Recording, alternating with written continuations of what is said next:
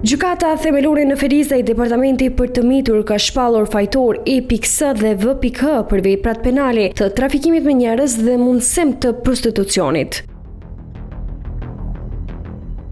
Sipas aktgjykimit të shpallur nga gjyqtari Shabi Idrizi, gjykata ka vërtetuar se nga muaji gusht 2024 deri në 15 mars 2025 në një villë në magjistralen Ferizaj Prishtinë të pandehurit, duke vepruar në bashkëkryerje dhe me qëllim të përfitimit të kundërligjshëm, ka shfrytzuar disa të mitura për prostitucion. Gjykata themelore pranë Ferizaj, Departamenti për të mitur, pasi që ka përfunduar shërbimin gjyqësor të datës 26 qershor të këtij viti, sot ka metatë 30 qershor 2026, pas konsultimit dhe votimit grupi gjykatës në emër të popullit të merr në shpallë këtë gjykim.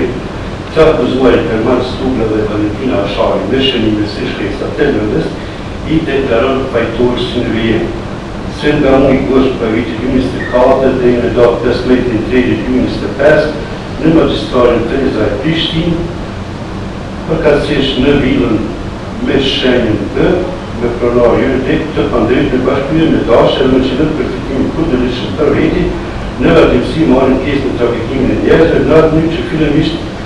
e pandehura Valentina aftën të dërtuara FZ, inicial Piceki, AZ, LS dhe RH, në banesën e saj për të banuar, përkohësisht e pastaj në koordinim të grupit të pandehurit normal, përmes kanonit të përdorimi të forcës sipas kërkesës së klientëve të tyre, më ofrojnë vajzat për shërbime seksuale saktësisht të të miturat e lartë sekura, duke siguruar të njëjtave klientë, ndryshëm të cilët janë marrëveshje, shkëpim marrëdhënie seksuale në shërbim të parave në vlerë prej 50 deri në 400 euro, të cilat parët të pandehurit i përvetsojnë për veti, duke ndarë në mënyrë proporcionale. Me këtë temë në bashkëhyrje dhe në vazhdim të kalkyve për penale trafikim me njerëz, parapamjen 165, paragrafi 2, i më paragrafi 1 dhe 1 dhe 1 si dhe 1 të shtatë pulit për në Kosovë. Të dy u shpallën fajtore dhe për veprën penale të mundësimit të prostitucionit edhe ndaj viktimës O.G. Në 2, gjatë muajit janar, në magjistralen Ferizaj Prishtinë,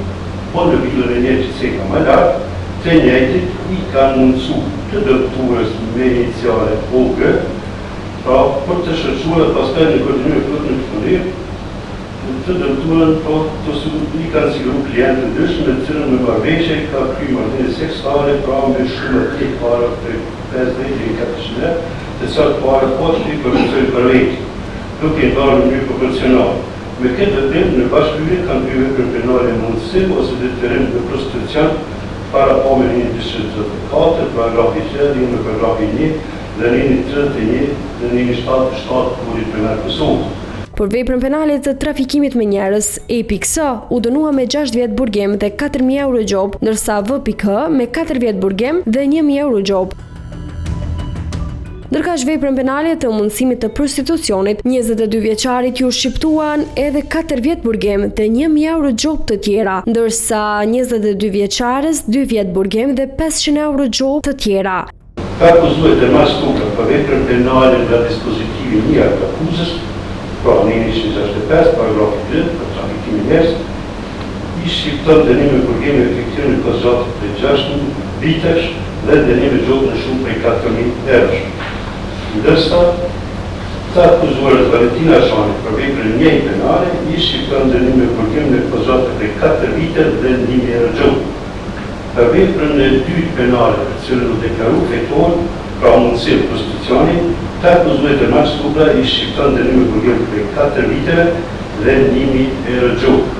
Si dhe të akuzuar Valentina Ashari, i shqipton dënim me burgim prej 2 vite dhe 500 euro gjop. Ndërkaq me aplikimin e dënimit unik, të dy u dënuan me 13 vjet burgim. Të akuzuar Erman Stugla i cakton dënim unik me burgim në kohë gjatë prej 8 vite, të cilën të tillë llogaritë ku e kanë në para burgim, nga data 15/3/2025 deri në datën 9/9/2025 dhe prej kësaj date deri në datën 28/6/2026. Si në dënim me gjop në shumë prej 5.000 euro, të pandehurës Valentina Ashari i cakton dënim unik me burgim në efektiv në kohë gjatë prej 5 vite, cilën do t'i llogaritet ku e kalon në shtëpia nga data 15 mars 2025 dhe me gjatë 28/6/2026, si dhe dënime gjokë në shumë prej 1.500 euro. Ashtu të njëjtë do të eksploatuar pas peshërisë së këtij gjykimi. Dënimi i shqiptuar me gjokë të trast konformitet 43 paragrafi 2 do të paguar në ata të viti në plus të mujo. Në rast të pagese, i njëjtë do të shndrohet në dënime përgjithë të llogaritë 20 euro gjokë një ditë përgjithë. Vajza u lirua nga akuza për veprën penale të friksimit gjatë procedurës penale, pasi gjykata vlerësoi se nuk kishte provuar pretendimi se ajo kishte kanosur familjarët e viktimave përmes rrjetit social Snapchat. Sa i përket veprës penale pra friksimit gjatë procedurës penale, e akuzuara Valentina Shani, kuptim në 363 paragrafi 1 në paragrafi 1.3, lirohet nga akuzën nga se nuk është vërtetuar se gjatë muajit mars 2025, në kohë pacaktuar përmes rrjetit social Snapchat e padrejtë të ketë kanosur të afërt familjarët të viktimave të RC-s. Duke arsyetuar vendimin, gjyqtari Shabi Idrizi tha se gjykata nuk ka gjetur rrethana të veçanta lehtësuese për të akuzuarit. Duke parë veprimin e të akuzuarve të fillimit, dhe nëmë më hershme që ka pasë, gjykata nuk ka parë të një provë veçantë që dhe thanë lehtësuese që vjetë, përveç moshës së tyre dhe gjendjes së viktimshmërisë që ka pasë akuzuara Valentina më herë. Ai shtoi se në caktimin e dënimit ka ndikuar një sër rrethanash rënduese. Disa rrethana rënduese në fakt duhet të ketë parasysh, që marrë parasysh gjatë marrëdhënies shqiptimit të dënimit, moshën e mitëve në këtë rast, shfrytëzimi i gjendjes së tyre ekonomike për të shfrytzuar dhe për të trafikuar këtë rast apo për të mundësuar prostitucion, dhe kontra të gjitha rrethanat që kanë paraqinë vendimit të tillë. Në shpalljen e aktgjykimit nuk ishin të praneshëm as të dënuarit e as viktimat.